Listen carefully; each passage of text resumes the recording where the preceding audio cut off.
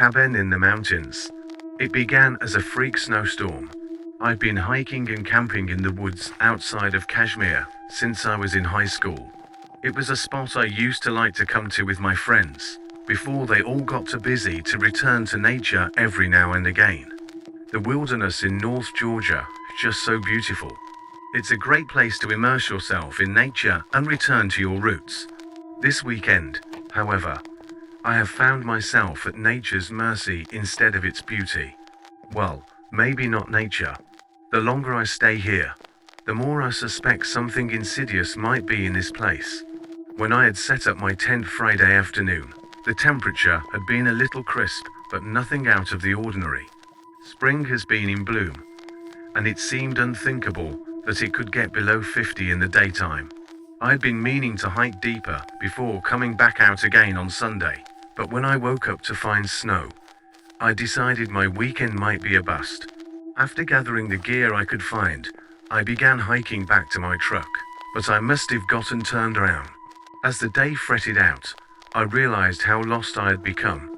My usual landmarks were either covered in snow or changed so drastically that I didn't even recognize them. My compass was also no help. The needle kept turning and turning, leading me in circles as I wandered through the snow. As I got more and more turned around, the night began to creep up on me. I was soon watching the sunset as I thought about whether or not to put up my tent or keep walking, and that was when I saw the light. It was small, like a candle on a windowsill. I had never seen any houses out in the woods before, but it was possible that someone had built one in the 6 or 8 months since I last been out. Here, I began heading in that direction, and as I did, I saw a cabin begin to materialize amidst the snow. A candle was burning on the windowsill, and as I approached, I began to look for signs of life. I saw no four-wheeler or any means of getting in and out, and the thought of someone just living in the woods was a little strange. I was certain to make a little noise, whistling and crunching loudly through the snow so as not to startle someone who might not want company. The cabin was not the sort of pre-made ones you sometimes saw in showrooms. It looked to have been made out of sturdy trees, and the wood looks new and raw. Someone had built this recently, and it made me even more aware of whoever was inside. It was pretty likely that a gun lived there as well, and I was in no hurry to be a squib in the local paper. As I knocked on the door, I felt a little like Goldilocks trying to introduce myself to the 3 bears. I don't know what possessed me, but when no one answered the door, I tried the knob. It opened easily, the door having not even been locked, and I stepped out of the snow to find a fire roaring in the grate of the 1-bedroom cabin. It was humble: a bed, a table, a large bookshelf that seemed to stretch the length of one wall, some chairs, and the fireplace. It was so warm after having come out of the cold, but I couldn't help myself. I stepped inside and made a beeline for the fireplace. I was careful not to track snow in, leaving my boots and pack on the front porch in hopes that whoever lived there would recognize that I was here and not be startled. I didn't know where the owner of the cabin was, but if they were out hunting in this weather, I wasn't likely to receive a warm welcome.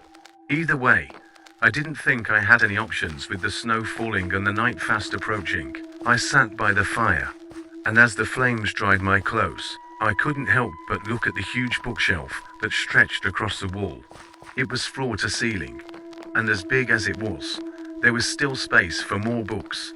The books were numerous, about 30 in all, and their spines had the names of people instead of titles. My curiosity got the better of me, and I went and took the first one down. The name Jeremy Blake was printed in gold leaf on the spine, and when I opened it, it cracked in that satisfying way old books do.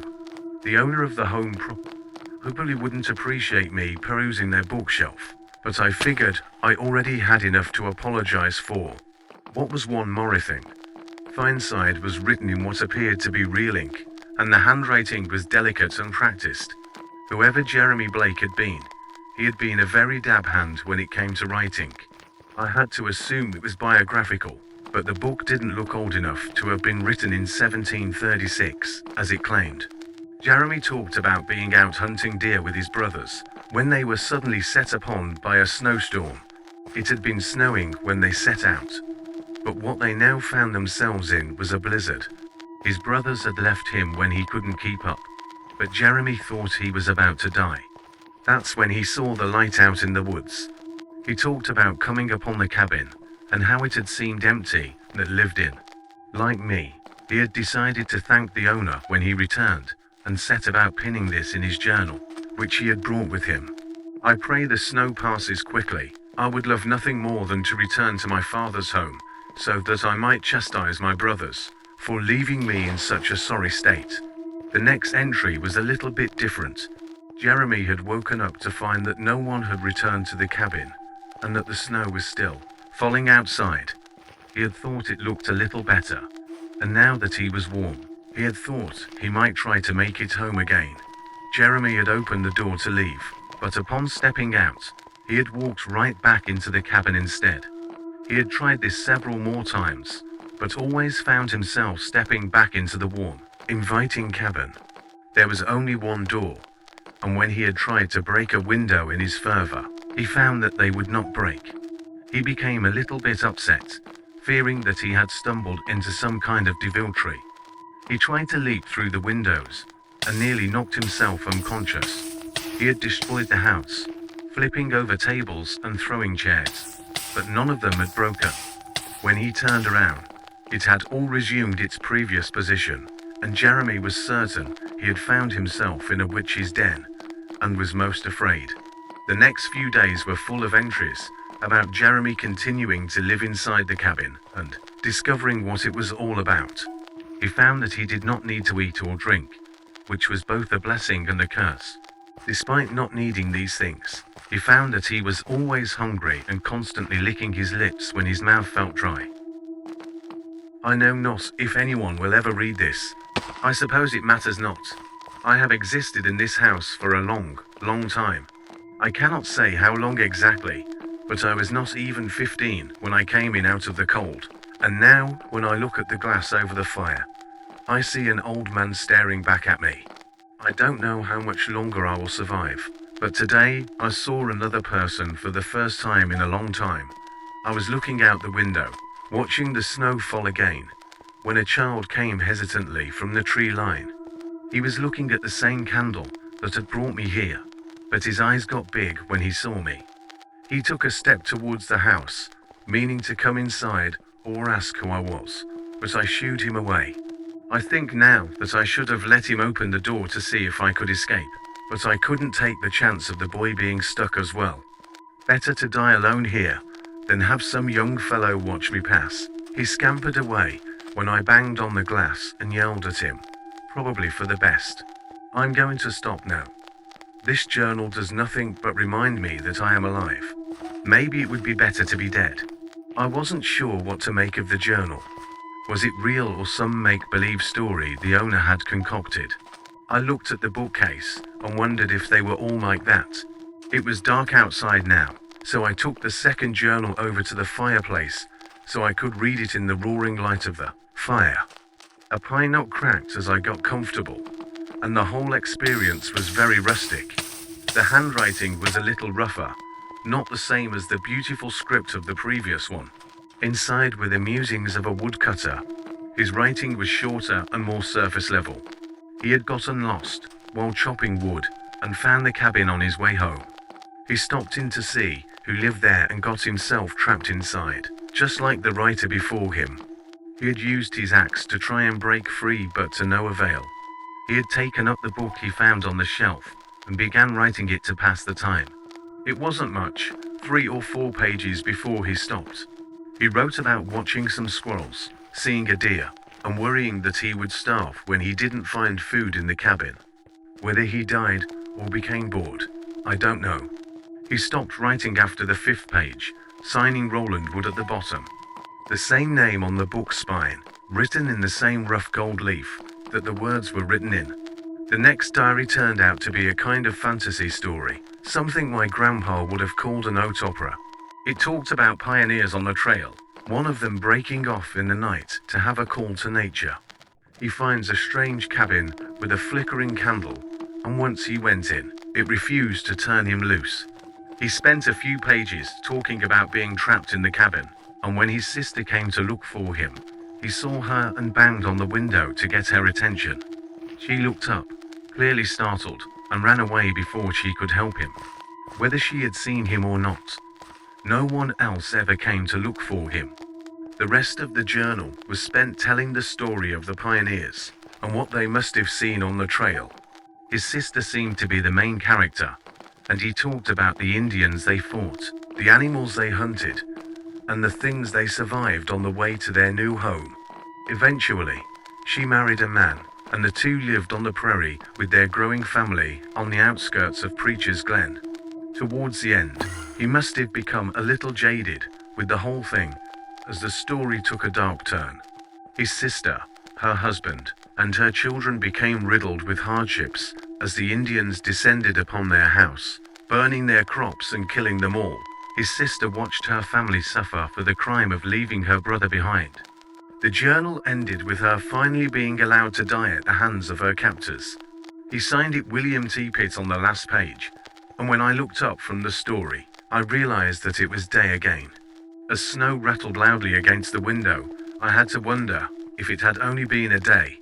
Jeremy's journal had made it clear that the concept of time was a little wobbly. Had I been here a day, a week, a year? I had no way to know. The snow was still blowing outside, but it didn't have to be the same storm that it brought me here. I looked at the door as I got up to put the book away and wondered if I would find myself stepping right back into the cabin. I took a step towards the door, but I just wasn't bold enough to try it yet. I needed more research first. With little else to do, I picked up the fourth journal. I noticed that William Pitt was on the spine of the third one, as I put it back, and Beverly Stryker was on the spine of the one I took down. It seemed that the cabin had finally attracted a female resident, and I was interested in getting her point of view of this whole situation. Beverly's story was a little different from the others. Mrs. Stryker was in trouble when she found the cabin. Beverly had been fleeing into the night to escape her abusive husband. She hadn't wanted to marry him. He was not the sort of man that women like her often married, but she had made the mistake of falling for him when she was younger, not realizing what a brute he was until it was too late. By then, her father had decided that if his youngest daughter wanted to marry someone so far below her station, then he would let her. He had enough useless mouths to feed, useless mouths in need of dowries, and her husband had asked relatively little from him by way of a dowry. The two had been wed less than a year when Beverly had run away the first time. He had found her easily enough. Her husband was a hunter, and her trail had been easy to follow. He'd had his farm hands tie her up in the barn and whipped her with horsewhip he used on the colts. They had been breaking in. Her skin had been covered with welts, broken and red from the lashing, and Beverly had been left in the barn overnight to think about what she'd done. She thought, all right, but it wasn't likely the reflection her husband had been thinking. Beverly lay in the filthy hay all night, thinking about her current situation and planning her next escape attempt. She played the dutiful wife for the next 3 months, filling his cup, cooking his dinner, and keeping his house like he liked it, until her husband grew lazy again. He stopped having the hands watch her so closely. He stopped locking the bolts every night, so she couldn't escape. He stopped putting the dogs out every night, so they would alert him when she left. Then, one night, she ran, but not fast enough. He was after her sooner than expected, and she had heard the baying of the dogs and the clomp clomp clomp of the horse hooves. She was running through the woods, the early autumn chill, sending goosebumps up her skin. She hadn't gotten dressed in anything heavier than a shift. If he'd caught her getting dressed, he'd have known she meant to run, and so now she ran in the light of the late year moon, her body bathed in the golden light as she fled for her life. She expected to be found, expected to be caught, but as the night deepened, she found it was only her out here in the wilderness. The dancing light had stolen her from her worries, and that was when she noticed the candle. Beverly had found the cabin and been trapped by the enticing cage. There wasn't much after that. She had written a little more, but nothing as exciting as the night-long run through the forest.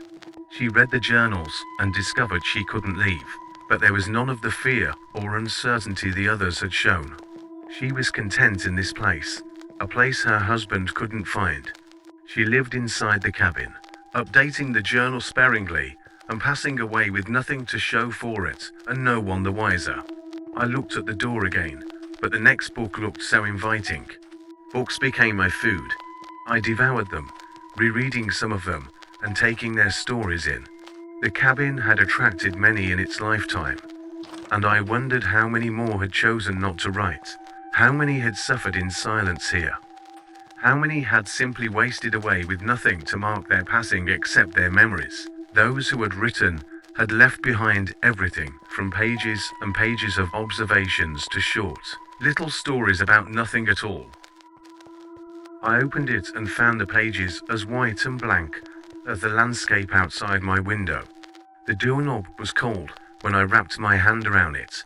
The wind was cold as it blew snow in through the open door. My boots were still on the porch, but they looked old and weather-beaten.